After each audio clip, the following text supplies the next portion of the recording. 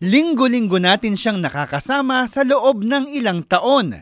Kada Sabado ng umaga kasama si Alvin El Chico.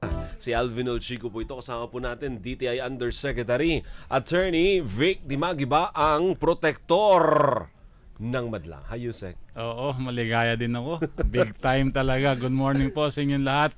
Mga bidang consumers, andito naman po tayo ngayong Sabado upang maglingkod sa inyo.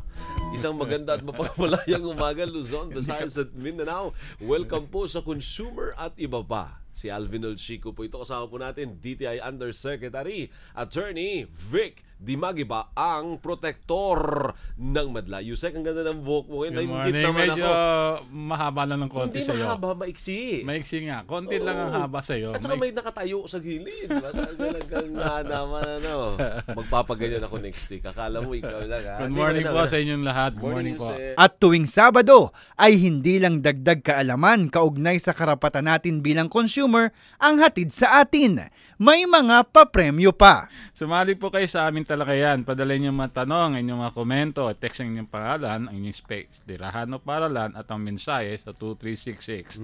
Makikita niyo po kami sa Facebook. Para sa inyong pagbati at mga report, i-type sa search box ng inyong account ang DZMM Teleradio at i-click and like.